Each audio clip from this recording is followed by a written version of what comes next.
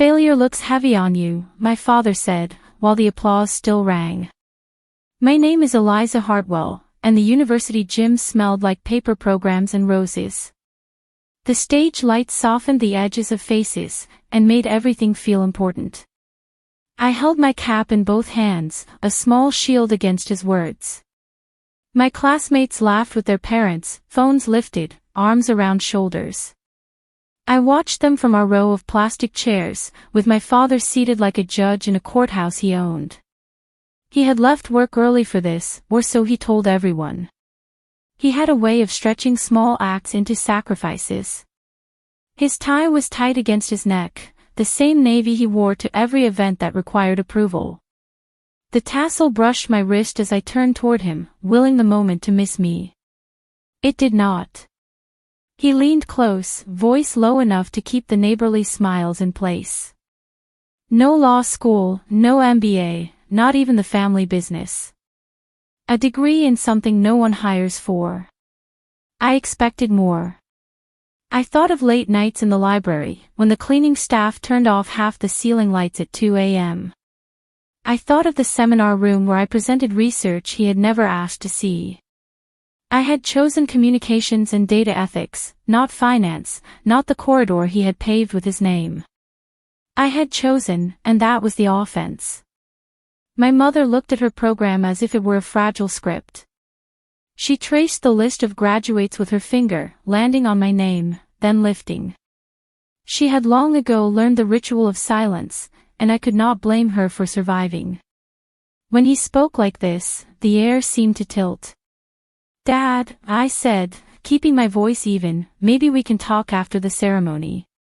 "We are talking," he replied, smiling for a couple passing by, as if he were praising me. You can't spend 4 years hiding from real work and call it achievement. The first emotional wound arrived before the dean finished his remarks. It was not new, just sharpened. He had once sent me to school with a note pinned to my jacket, telling my 6th grade teacher to hold me to a higher standard than the other children. It had felt like pride then. Later, I realized it was control. Names were read. Cameras flashed. Somewhere behind us, a family cheered as if the roof were gone. I tried to let their joy be contagious. I tried to stand in the life I had built, one class, one assignment, one brave conversation at a time. My shoes pinched, my throat tightened, and the stage kept moving closer. He added one more line, softer, almost kind. "It's not too late to fix this, Eliza. We can still steer you right." The microphone hissed as another name was called. I found mine on the program. The letters sat in an orderly line, proofs that I existed beyond his plan. I folded the paper along the gutter, then unfolded it, a small act of steadiness. I reached for the envelope in my bag, feeling its careful edges. I had carried it for a week, waiting for the right light, the right room, the right audience. Not to hurt him, but to free myself. My name was called, and I stood. I smiled at the faculty marshal, then stepped toward the stage, the envelope warm against my palm. The spark was not anger. It was the quiet certainty that I would not apologize for my life. At the reception afterward, my father became the center of a small orbit. Men from church gathered around him, asking about the quarters numbers and the planned expansion. He had built a logistics company from a single truck, then taught it to multiply. People loved stories like that, especially when told by the hero himself. I stood near the lemonade table and watched their laughter lift and land. My classmates posed by the balloon arch with their siblings, cheeks pressed together, mortarboards held like trophies. My mother approached with a plate of cake and a careful smile. She was always trying to feed a fire with sugar. "You must eat," she said, offering the fork. "There's a line forming for the dean." "I will," I said, taking a small bite. "Did you see Harper's parents? They brought flowers the size of a child." She nodded, eyes darting toward my father. "He is proud, Eliza, in his way. I know what his way feels like. She lowered her voice. He worries you'll be taken advantage of. He believes a strong path protects you. I looked at the posters on the wall, each stamped with the school crest. Strong paths could be cages when they ran in one direction. A sting rose behind my eyes, but I blinked it back. Crying had never helped me with him, and I would not learn it now. He drifted over, one hand in his pocket, the other circling my shoulder for an audience. My daughter, he announced to a couple he had just met, top of her class in a subject meant for hobbies. She'll come to her senses and join real business soon enough. We always bring our best home. Their polite laughter seemed to check the boxes required. I felt the room tilt again, an invisible shift of gravity. I set the cake down. Dad, I said, I'd prefer not to be introduced that way. How would you prefer? He looked amused, as if I had asked to rename the months. As a graduate, I said, who worked hard, and who has her own plan. He considered me. Plans are fantasies until someone pays you for them. The sentence landed like a public stamp. It was the kind of line people remembered, the kind that could soak into a story and dye it a permanent color. A couple of friends gave me sympathetic glances, the kind you pass across a crowded room when someone stumbles and pretends they meant to. I stepped outside into a strip of shade by the brick wall. Traffic hummed past the campus, indifferent and steady. My mother followed, then stopped, gauging whether I needed space. I'll be inside, she said softly. Alone, I breathed in the warm air and counted the cabs drifting by. I thought of high school nights spent babysitting to save for application fees. I thought of the internship last summer, where I learned to read the bones of a company by tracing its data trails. The world had always whispered that numbers were destiny. I had learned that the stories we tell with them mattered more. He joined me in the shade, sleeves rolled, tie loosened, as if to signal fairness. I push because I love you, he said. One day you'll thank me.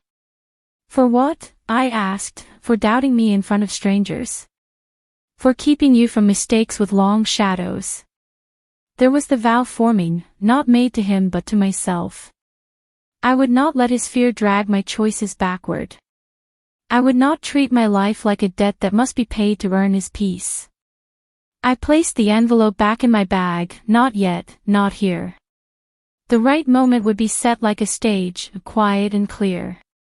I walked inside, spine straight, voice steady, and I kept it with me like a promise. The following week dissolved into errands, thank you notes, and logistics. Boxes arrived, and my mother folded tissue paper like silk. I organized my room in measured stacks, each binder labeled, each book given a home. In the spare hours, I visited the career center to say goodbye to the people who had knotted nets beneath my leaps. Ms. Patel sat behind a desk strewn with resumes and bright paper clips. She had a smile that made you feel noticed, even when lines formed at her door. She waved me in with a pen. How is the world treating our newest graduate? She asked. Like a blessing it hasn't decided to believe in, I said, and that made her laugh. She had been my quiet ally since sophomore year, when I walked into her office with a folder and a question. She taught me how to build a story from my work, not by pretending, but by naming. Companies don't hire majors, she often said. They hire people who solve problems without being asked. I placed the envelope on her desk. The offer came through, I said. They want me in August. She read the letter with the care of a lawyer, then set it down. A good number, she said, tapping the salary line once, then the start date. A real team. A real problem to solve. This is not a fantasy. Tell that to my father. I would, if you asked me to. She straightened a paperclip. But you don't need me there. What you need is the moment. We talked through the move, the rental market, and the way a new city can feel like a stranger until you learn its corners. She wrote a short list for me, names of alumni who had promised coffee and honest answers. I slipped the letter back into the thick envelope, the proof object more than paper, more than black ink. It was a hinge. On the way home, I stopped by the bank to deposit the signing bonus. The teller congratulated me, and I said thank you like someone rehearsing good news for the first time. When the receipt printed, the numbers felt like a bridge with actual weight. Not the whole bridge, just the part that takes you across a small river without getting wet. At home, my father sat at the kitchen island, reading the paper he pretended the phone had not replaced. He greeted me with a nod. The afternoon light washed the room in the color of warm bread. I have a family dinner planned Sunday, he said. Your uncle is in town, and I want you to hear his offer. I have an offer already, I said. From a real company. Yes. He took a breath that sounded like a laugh he didn't want to grant. Let's discuss it then. Sunday. Everyone should hear your plan. The idea of an audience tightened my stomach, but it also cleared a path. My father believed in rooms where he controlled the chairs. He trusted tables carved by his approval. I decided to bring my own light. I texted Ms. Patel, letting her know. She replied with a single line, stand in the truth, then let silence work. Before dinner, I made copies of the letter and placed them in a neat stack. I used a binder clip like a small brace. I slipped the original into the envelope and slid it into my bag. The resolve felt like a calm river under winter ice. The surface did not show the current, but it moved with certainty all the same. Sunday arrived with the sound of chairs and serving spoons. My mother set the table with her best plates, the ones that came out for holidays and reconciliations. My uncle's laughter filled the hallway, big and warm, like a coat thrown over your shoulders. He had always been the friendlier mirror of my father, generous in stories, careful with judgments. We gathered, passing bowls, naming dishes. My father sat at the head, hands folded, the way he did when conducting. The conversation ambled through weather and childhood memories. Then he lifted his glass. To Eliza, he said. May she find a path worthy of her abilities. And may she allow her family to guide her toward real success. The room quieted, a polite hush settling like dust. I placed my napkin beside my plate and met his eyes. I have something to share, I said. Good, he replied. Your uncle has an opening in operations. It's the perfect chance to learn discipline, and it pays while you think. I reached into my bag and drew out the envelope. I set it on the table in front of my plate, then slid it to him. I already have a position, I said. A communications and data ethics role with a healthcare analytics firm. Full-time. Starting August. He did not touch the envelope. How much? Fair, I said. With benefits. With mentorship. Numbers. I named them. The room listened. My uncle nodded once. My mother's hand stilled on the water pitcher. He opened the envelope and read, his lips moving just enough to signal attention. He looked at the letterhead, the signature, the contact number. He flipped to the second page, where the responsibilities were listed, each bullet a stone in a path I had chosen. This is not secure, he said finally. Companies like this come and go. You are safer with us. I will learn more there, I said. And I will stand on my own work. Pride, he said, as if diagnosing a simple illness. Responsibility, I answered. He set the letter down. You are turning your back on your family. I am turning toward my life. Short dialogue, cold, restrained, but not cruel. We were not a courtroom today, though he wanted one. My uncle cleared his throat. The field is growing, he said. Hospitals need guides through data storms. She will be fine. My father looked at him, then at me. You will fail. If I do, I said, I will own it. Not you. Silence landed between us, clean and heavy. The truth did the work. Not my voice, not my posture, only the quiet presence of what was real. The letter lay on the table, steady as the plates around it. I did not argue.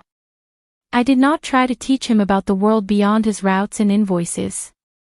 I simply let the facts stay. My mother reached for the letter and read it herself. Her mouth softened, a small release of breath. She looked at me, then at him. We raised a daughter who does not lie, she said gently. We should be proud. The room held stillness like a bowl. My father pushed back his chair, the legs scraping the tile with a sound that made everyone wince. He walked to the kitchen and stood by the sink as if the running water could drown the moment. I poured myself another glass of water and took a slow sip. I felt no triumph, only a deep, quiet alignment. Justice had no gavel here. It did not need one. When he returned, he sat down. He did not look at me. Eat, he said to everyone, voice flat. We ate. We passed the bread. The letter remained by my plate, the ink drying to permanence without my help. The silence between us grew less sharp. It did not disappear. It did not need to. It simply became something we could carry without bleeding. In August, the city smelled like heat and possibility. I moved into a small apartment with tall windows and stubborn pipes. The first morning in my new place, I brewed coffee on a borrowed machine and watched light climb the opposite building like a careful cat. Boxes waited with patient corners. I opened one and found my stack of notebooks, the ones with pages worn smooth by repetition. At work, my team introduced themselves with firm handshakes and tired jokes. We sat around a whiteboard mapping how consent lives inside messy data.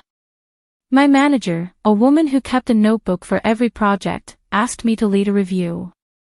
I walked through the room's questions with steady steps, naming lines where patient stories might slip. At the end, she nodded, a small stamp of confidence. I did not float.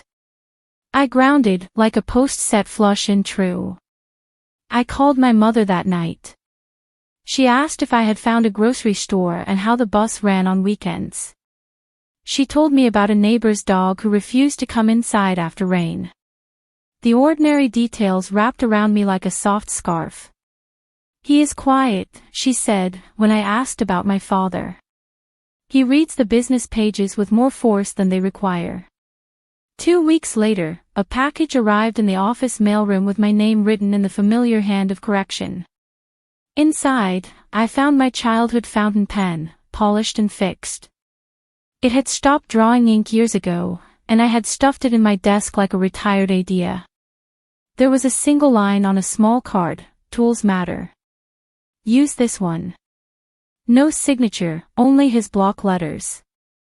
I brought the pen to a meeting and took notes in thin, even strokes. The nib moved across the page like something remembering itself. When I pressed too hard, the ink said no, and I adjusted. After, I set the pen on my desk, straightened it with the notebook's edge, and smiled. Growing up, my father believed respect was obedience with a spine. I learned that respect is listening without surrender. We do not owe silence to those who call us small. We owe truth to ourselves, and sometimes truth looks like a letter slid across a table without raised voices. On Sundays, I walked to a small park with a rectangle of garden tended by volunteers. The tomatoes glowed like small lanterns. A child pointed at a butterfly and laughed as if he had discovered a secret. I knelt in the dirt, tucking a weed free from the soil, and thought of the ways a life grows when given air and water. The garden did not brag. It did not explain itself. It produced what it could, slowly, honestly. I still saw my father on calls, and later in person, when holidays bent the calendar toward home. He no longer introduced me as a future anything. He said, "This is my daughter, Eliza." Sometimes, he added, she works in healthcare analytics, as if testing the words for bitterness and finding none. We did not rehash the dinner. The past stayed in its chair, fed enough to be quiet. One afternoon during a visit, he met me on the porch with 2 mugs of tea. The sun had not yet decided to be warm. He handed me the cup and looked at my hands. "You use the pen," he said. "I do." "Good." He did not apologize. I did not ask him to. He changed the subject to the neighbor's new roof, and the price of lumber, and how wild the world had become. I listened, sipping my tea, feeling the day open like a window that had been painted shut and finally cut free. In the evenings, I sat at my small table, writing notes for the project we were building. I kept the offer letter in a folder, not as a trophy, but as a page of the record. On difficult days, it reminded me that doors open when you stop asking permission from those who fear what is on the other side. Quiet revenge had not scorched the earth. It had simply returned me to my name, my work, my place in a room I had chosen. The insult at graduation did not define me. The letter did not punish him. It released me. Morning light slides along my wall now, unhurried, and I watch it as I lace my shoes. I think of Ms. Patel's advice, and my mother's careful hands, and the way silence can hold truth without shaking. I think of my father, who builds with steel, and of myself, who builds with stories tied to facts. Both materials hold when they are used well. If this story touched you, share your thoughts below. And subscribe for more stories of quiet revenge.